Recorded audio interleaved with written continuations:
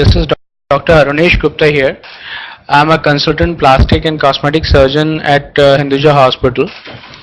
I have been trained in aesthetic surgery from USA, and I do the latest techniques which are available for aesthetic surgery. We'll start from the head, covering the various procedures which are done for aesthetic plastic surgery. The first and the foremost procedure which is quite in vogue these days is the hair transplant. The hair transplant that we do here is basically microfollicular hair transplantation, where we take out individual hair follicles from the back of the scalp and transplant them to the balding areas.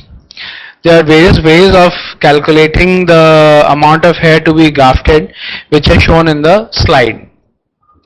The equipment that is used for the hair transplants is basically a lot of microscopic magnification instruments, fine forceps, blades, etc. For the anesthesia in hair transplants, it is done with local, that is, you don't have to be sleeping throughout the procedure, you are awake and conscious, and it is achieved with the help of local anesthetic creams and injections. The first step involved in the hair transplant is basically the harvesting of the strip from the back of the head. After harvesting of the strip, it is cut into 1 centimeter pieces, which are further divided into individual hair follicles, and these individual hair follicles with their roots are transplanted into the balding areas with fine needles.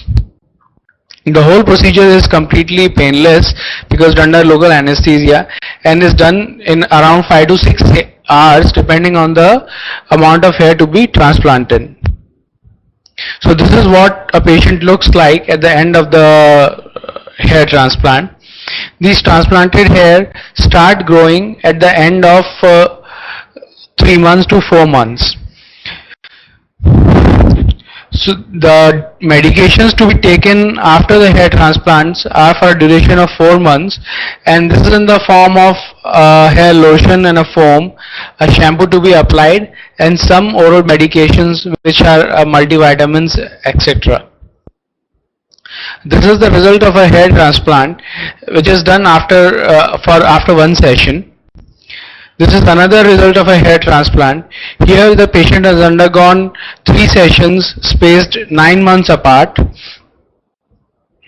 This is another session of a hair transplant where 2 stages have been performed for this patient. The other way of increasing the hair density is by placing in a tissue expander in the scalp. Mostly this is done for patients who have post-burn or post-traumatic huge scarred areas. The results of hair transplantation in a scarred skin is not good because of the decreased blood supply.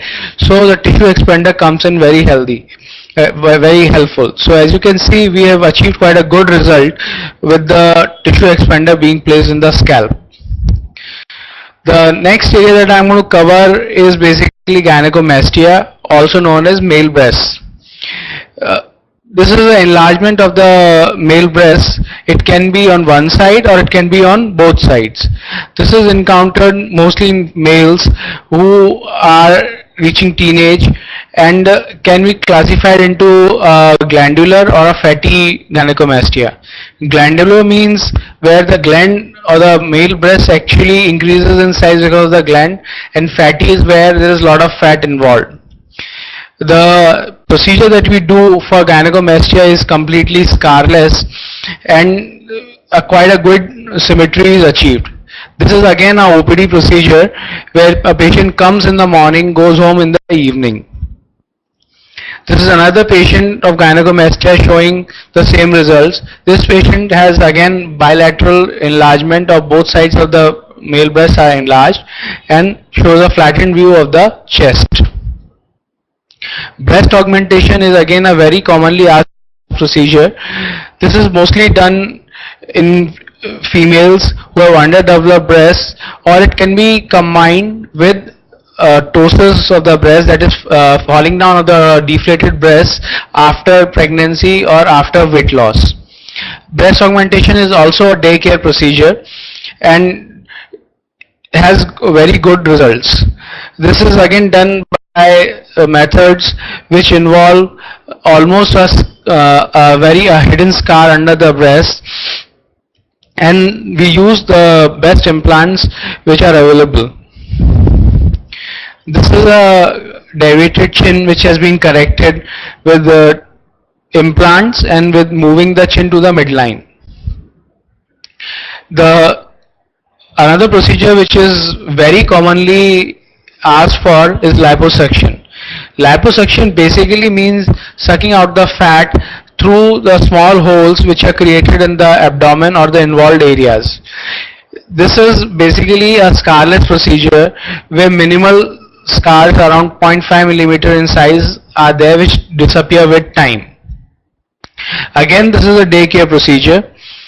We at Hinduja use the very good quality imported cannulas which are basically gold coated and cause less trauma, and combined with the world class operating facilities that we have here, the liposuction procedure gives us much better results than compared to other places. This is the aspirated fat in a container showing almost 1-2 liters of fat in the container. These are areas which have been liposuction. Liposuction basically improves the contour of the body. So here from the back profile we can see that we have been able to achieve an almost hourglass figure in this patient. Again, this is liposuction done on the flanks or the love handles, and we can see a total resolution of the love handles and hourglass figure. Tummy tuck or abdominoplasty is basically removal of excess fat and skin.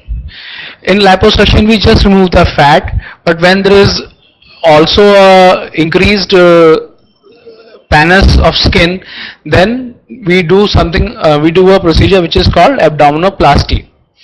This is often combined with liposuction. While doing abdominoplasty, there is a scar, but this is basically hidden in the line of the undergarments. As regards to the contour achievement, it is best achieved with the abdominoplasty. These are the various procedures. This is the whole procedure showing how abdominoplasty is done. The abdominal flaps have been excised, that is the excess fat and the skin. The blue markings show where the sutures will be taken to tuck in the abdomen. So this is how the whole procedure looks at the end. We can see that the area below the blue line has been excised and the umbilicus has been relocated and reshaped, and there is a good achievement of the contour. Blepharophimosis is a condition in which the patient has smaller eye opening. This is a congenital condition. Here it has been the eyes have been opened up to a much more wider extent than what the patient presented with. Lip reduction again is a very commonly asked procedure in the Indian population. Here we reduce the size of the lips by going through the oral side of the lips so that there are no visible scars, and if there are any white patches on the lip, they can be removed from the inside. These are the this is a pre and post photograph of a lip reduction. As we can see that we have almost been able to achieve a reduction of 70 to 80% of the lip, and now the whole face looks quite balanced with the decreased size of the lips. Nose job or rhinoplasties involve reshaping the nose. A flattened bridge of the nose has been converted. A flattened nose has been converted into a sharp pointed nose in this patient. Here the patient presented with a deviated nose which has been straightened, and now the patient has an absolutely straight nose. Dorsal hump reduction again is a problem for teenage patients who, because of the bad posture, develop excessive deposition of fat in the cervical area. Liposuction is done to the excess fat, and this is the contour that we get. In facial trauma, again, plastic surgery plays a big role. Here we can see that the eyes are at different levels, which have been brought at the same level with the help of the operative procedures. Gummy smile again is a very commonly asked procedure where excessive show of the gums occurs because during smiling. This again is corrected with the help of a procedure where we go through the nose and bring the lips down so that the show of the gums does not occur while smiling. This is something which the patient had before surgery, and this is after surgery. Thank you for listening out to the whole webinar. I am Dr. Arunesh Gupta. My OPD timings are Wednesday and Friday 5 to 6:30 p.m. and you can also contact me on my email aruneshgupta@gmail.com, aruneshgupta@gmail.com. Thank you. Any participants are requested to ask any questions, whatever they might have, or if they want any clarifications on the presentation that I have done. I have a question from one of the viewers who wants to know about hair transplants and how successful it is. Well, hair transplant is a procedure where we use your own hair to augment the hairline, the receding hairline or the bald patches that you have on the scalp. Well, it's quite a successful procedure, but if you go by the advertising which is there in the newspapers, the results are not the same. The results are definitely better compared to what you have right now, but the pictures that are shown in the newspapers are mostly in augmentation with wigs and things like that. So you should not go in with the expectation of a very dense hairline, but definitely you will achieve a better hairline than what you have. The viewer is asking, what if the patient has a hereditary disorder? Well, most of the time male pattern baldness or male pattern alopecia is a hereditary disorder. So that is the most common indication for hair transplants, and yes, it is quite successful in these patients. One of the viewers is asking, for hair transplant, is it very expensive? Well, the expenses of the hair transplant depend on the number of hair follicles that you are going to transplant. So 1,000 follicle hair transplant would be somewhere around 80,000 to 1 lakh rupees, and depending on the number of hair follicles to be transplanted, the cost goes up. However, the maximum number of hair follicles that can be transplanted in one session is around 1800. So we are looking at a cost of around 2 to 2.5 lakhs for the whole procedure. One of the audience is asking, after surgery, does it have any side effects on the skin? No, it doesn't have any side effects on the skin. It's a completely safe procedure which is being done routinely. The transplanted hair are viable for the whole life, and they are not a temporary solution, it's a permanent solution. The transplanted hair are taken from the back of the head, which are permanent hair, so wherever they are put, they stay there for life. One of the audience is asking, how long does it take to get facial surgery done? Well, most of the facial surgery procedures are OPD procedures, or basically daycare procedures, where the patient comes in the morning, goes home in the evening or the next day. But yes, the timings can vary from the various procedures that you are asking for. So you'll have to be very specific on what facial surgery are you talking about. One of your audience is asking, are there any after allergic reactions? Well, you have to be very specific about the procedure that you are asking, and allergic reactions are quite rare. Allergy can happen to anyone from anything. So it's a very difficult question to ask what allergy, but yes, procedures as such don't carry any allergic reactions. It's the medications being used that you can be allergic to, and most of the time these allergies are known in a patient, or if they're discovered on table, we can take care of that. One of the audience is saying that plastic surgeries often don't go as planned, uh, and my views on that. Well, plastic surgery is not magic. So when people go in for plastic surgery, I try to be very realistic and explain the realistic scenario in real life.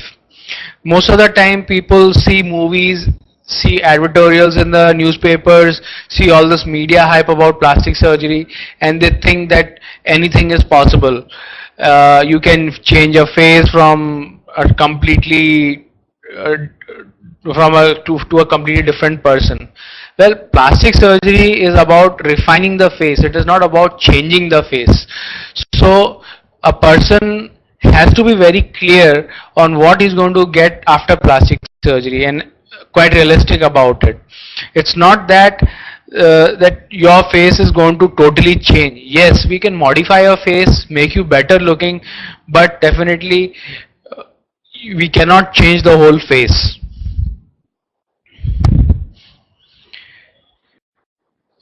One of the audience is asking, is there any alternative to bariatric surgery? Well, liposuction is not an alternative to bariatric surgery. Liposuction is and abdominoplasty are basically methods used for contouring the body. That is to make you look better. They are not meant for losing weight. So when you think of liposuction, abdominoplasty as procedures which will help you lose weight, no, they will help you look better in whatever condition you are. Bariatric surgery is basically meant for losing weight. So these are two completely different things. And secondly, bariatric surgery is much more invasive procedure than the procedures like liposuction and abdominoplasty, because liposuction and abdominoplasty are just done below the skin, while in bariatric surgery you do something which is inside the abdomen and disturb the physiology of the body. One of the questions is, what does the cost of plastic surgery depend on? Well, the cost of plastic surgery depends on the procedure, how big is the procedure, and secondly the implants that are being used in the procedure. So if you talk of a procedure where no implants are going to be used, well, it's definitely going to be a bit economical than a procedure where implants are going to be used. But again, how long is the procedure? So if you're talking of a procedure which is just 2 hours long compared to a procedure which is 6 hours long, then the prices will definitely vary because of the expenditure involved in the OT time and the effort on the part of the whole operating team. One of the questions is, can normal shampoos or hair oil be used after hair grafting? Yes, these are your own normal hair. Anything can be done to them. You can use the normal shampoos and the hair oil after hair grafting, but we do advise a particular medicated shampoos and hair oils for the initial 3 to 4 months. After that, you can apply whatever you like on your hair. Thanks everyone for giving in your inputs. Hope the information that I provided helps you. Thank you.